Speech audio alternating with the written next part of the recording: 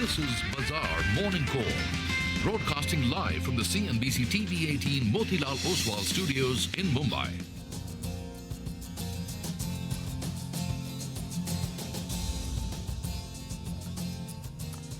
Good morning. You're with us here on a fresh new edition of Bazaar Morning Call. We are coming to you live from the CNBC TV18 Motilal Oswal studios. It's a Friday morning.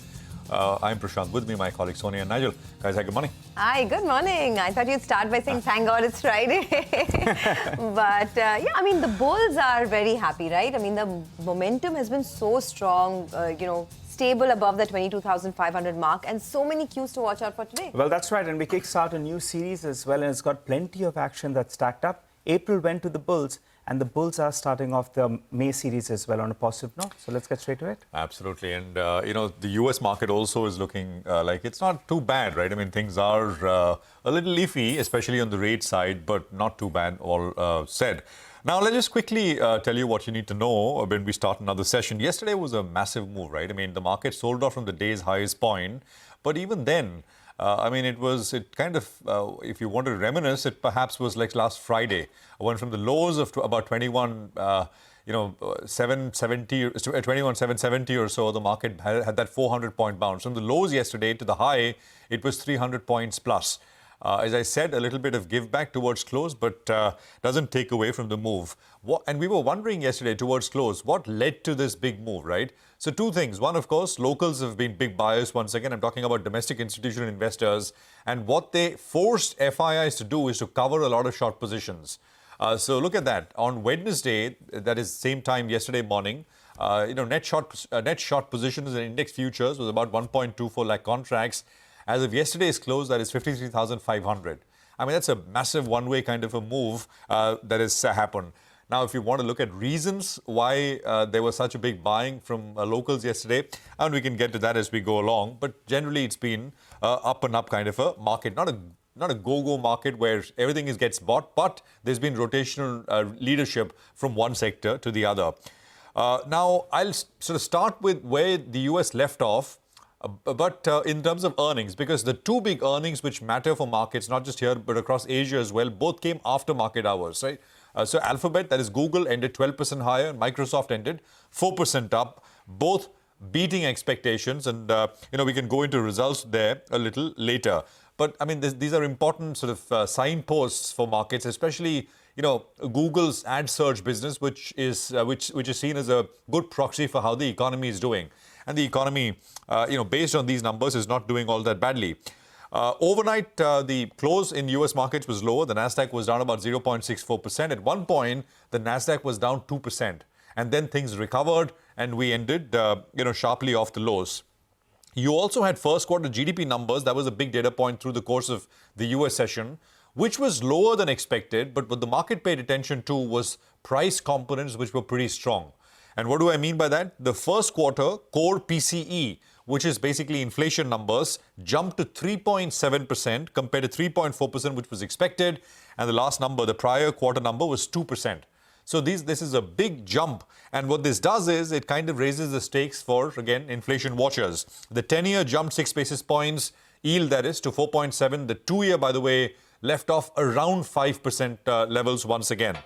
Later tonight, we get the latest monthly core PCE report, and the consensus there is 2.7. But I think, this assumes even more importance than before. Oil is once again inching higher, so keep an eye out on that. We are now past 89 on oil after sort of getting to about 87 fairly recently. Where does the market leave us? I think we are looking at all-time highs. On the Nifty, the prior all-time high is 22,775. It's not very far away. Another day like yesterday and the job is done. Supports come in at the 20-day moving average, which is 22,382. 22,400, by the way, is also that 61.8% retracement at the 1,000-point fall. So it coincides. And Nifty Bank, which closed marginally above the gap area yesterday, for that index, the all-time high is 49,057. Supports come in at the 20-day, which is at about 47,857. The gift nifty will come up on your screen. I mean, I think what perhaps adds at the margin to the positive mix, of course, are the numbers, the big numbers that we got from the tech AI giants overnight after market hours, to which I think most of Asia is also reacting. 40 points higher is what you got on the gift nifty. Sonia. Oh, absolutely. And blowout quarter, right, coming through from Alphabet. And that's something that the street definitely likes. So I take your point entirely that, this is a market which is, this has been a big bull market. And once again, that uptrend has, begun. So we're at that 22,500 mark. But coming back to the big global headlines, right, it was a very strong quarter from Alphabet. In fact, Alphabet announced its first ever dividend as well. And that's something that the street really liked. Microsoft beat street estimates. By the way, Alphabet shares went up 14% on the earnings beat and the first ever dividend that was announced by the company. And Microsoft also beat street estimates. The stock was up. So it's these tech giants that have once again, brought back faith into this sector. And let's see maybe some rub-off effect in our own markets as well. In our own markets, two numbers that the street will watch very closely. On Bajaj Finance, I think the AUM growth was pretty strong at 34%, but that was offset by lower net interest margins. So let's see how that one reacts.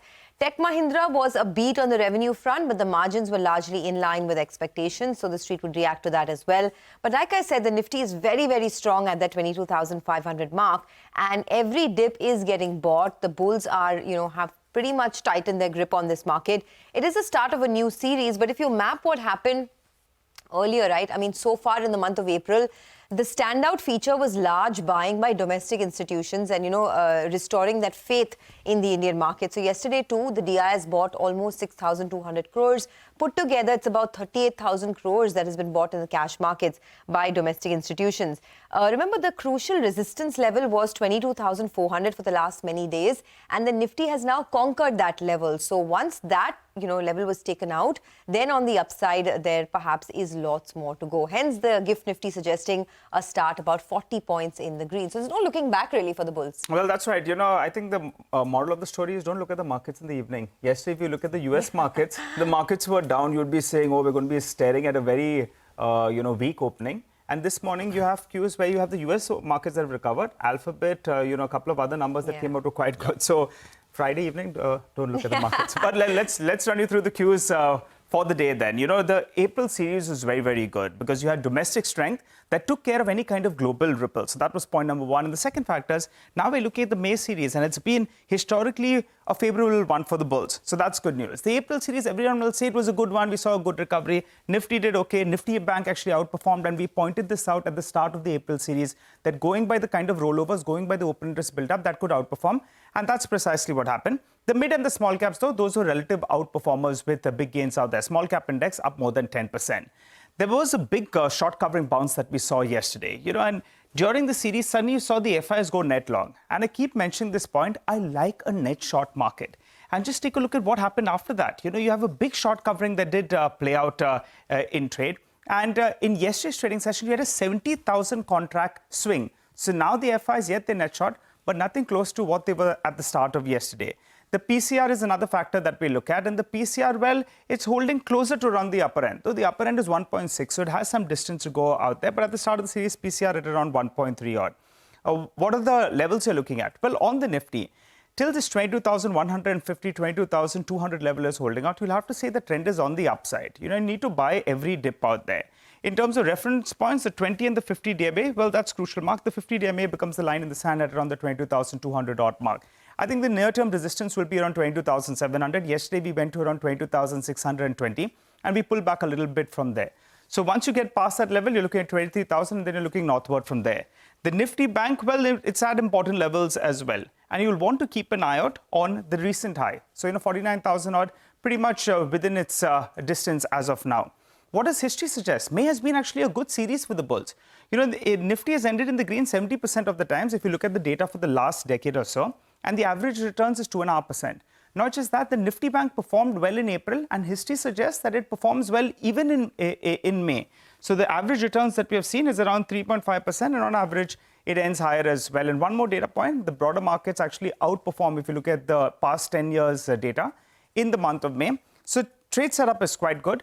Let's wind this down with the big cues you should be looking at in May. There are plenty of cues. We'll be tracking the elections, earnings, progress with regard to the monsoons, and on the geopolitical issues as well, hopefully for the good of humanity, good for the markets as well. There's no escalation out there. and what the Fed does next. So a lot of cues out here. The bulls seem to have it. Let's see whether or not, how soon we can get to around the 23,000 odd mark. Okay, the bulls seem to have it, right? That's the moot point. By the way, the second phase of the polling begins today in the Lok Sabha election. So that's another very crucial trigger to watch, second phase of polling. And in terms of earnings, you have Maruti and HCL Tech that announced their numbers later today. So we have our hands full. But on the equities front, Chris Wood of Jefferies says that greed and fear's base case is that financial markets are utterly useless in discounting geopolitical events until events become impossible to ignore. On this point, he adds that greed and fear gets the sense that markets are currently hoping that tensions in West Asia have peaked. He says while it is natural for markets to have such hopes, that is certainly not greed and fear's view. Rather, he says the base case is that in both the Ukraine-Russia conflict and in West Asia, tensions are likely to continue to escalate. Okay, these are some money market views now. This is on the rupee. Lakshmanan B says that the yen hit a fresh 34-year low, depreciating 10% this year against the USD. That has led to weakness in other Asian currencies, including the yuan, which has fallen to a 5-month low. The dollar index and US yields consolidated ahead of key consumption data. Rupee appreciated from a low of 83.5 to the dollar. Lifted by equity inflows, he expects the USD-INR pair to trade in the range of between 83.18 to 83.5 to the dollar in the next few sessions. All right, and on the bonds, Lakshmanan says that the government bond yields traded higher, tracking rise in US Treasuries. He says the markets await US Central Bank's monetary policy decision next week. He adds that the RBI in its MPC minutes continues to highlight inflationary risks. He says coming sessions could see the 10-year benchmark bond yield trade in a range of 7.15 to 7.3%. Well, we've got a lot of stock-specific action to track for you. We'll get to that in just a bit in our special Top 10 segment. We're looking at Tech Mahindra, Emphasis, Zensar Tech, and Sandur Manganese. All of them will be reacting to positive news flow. On the flip side, your Bajaj Finance, IndusInd Bank, L&T Tech, UTI AMC, Cyient, and Tanla platforms. They'll be stocks that will be reacting to negative news flow.